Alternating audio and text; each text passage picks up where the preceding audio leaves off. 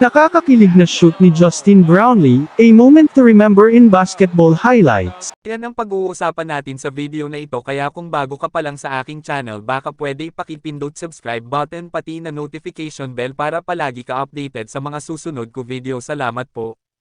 The last possession. Papapayag ko na sinema kay Paco. Ngayon, nabigay na kay Jimmy Alapar. 3 seconds ang diferensya ng mga clock. Nusum, the rookie. In the situation in the pass. Saul's got steals in this type of situation before as well.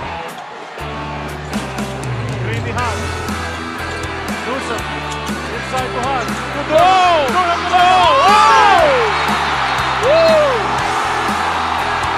And he never will have the ball. Then di ba? Tingnan mo yan ang mga referee. Kung sino ba nakatagot pa na ba? That's a layup they missed. For the win, probably. The inbound will be done by Sol Mercado.